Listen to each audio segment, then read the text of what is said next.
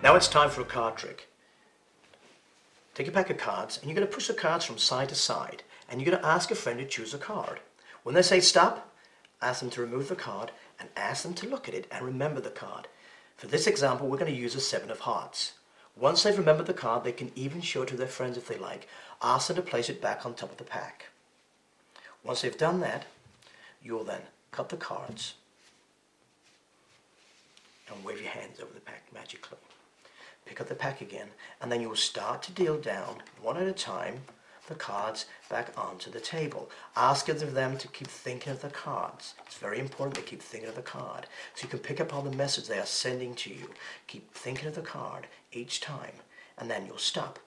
When you get the message they are sending you, turn over the top card, and it is their chosen card, the 7 of hearts. Now, the explanation. It's really easy how to do this. They can choose any card they like. Now what makes it work is in the pack we have a secret card which does all the work for you. Now this card here, the 6 of clubs, does look normal, but in fact, believe it or not, it is 2 playing cards which have been simply stuck together to make a thick card, so it feels different than a normal playing card. It's a lot thicker. That's why it's called a thick card. Now, to start the trick, the card is placed at the bottom of the pack. So remember, this thick card is a 6 of clubs in this example. It's at the bottom of the pack. When you push through the pack, they stop wherever they like. They slide the card out. They look at it. You ask them to put it back on top of the pack. Now, when you cut the cards, what happens is the pile you then place on top is, of course, it's got the thick card just there.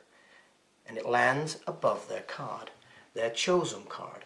Then when you wave your hands over the pack and pick the cards back up, all you have to do is simply deal down the cards onto the table one at a time until you eventually come to, of course, that card, the thick card.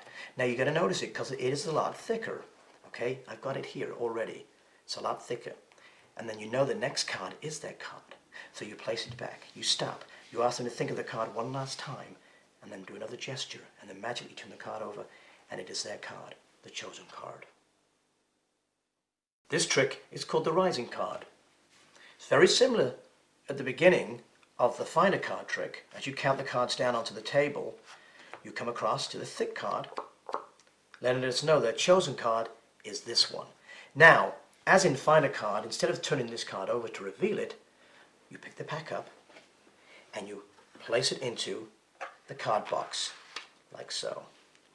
And you place it on your hand, and then you concentrate and wave your hand, and magically the card starts to rise out of the pack. This is called the rising card. Now this is the explanation to the rising card. It's very easily done because the card box pretty much does all the work for you. It's been specially adapted at the back with a rectangle cut out. So when you take the pack of cards and you place the pack inside, as you can see, this will be their chosen card. Now if I take my finger and rub it up and down, it rises the card out of the box. Now when you actually go to show people, your thumb goes in the gap there against the card. So from the front, it looks like this. So it rises out of the pack. Now, make sure this flap is bent well back so the card can come out easily. And also to create the illusion the card's rising out, use your other hand to gesture slightly so the card begins to rise out of the pack. Do it nice and slowly because it looks more magical. And there you have the secret to the rising card.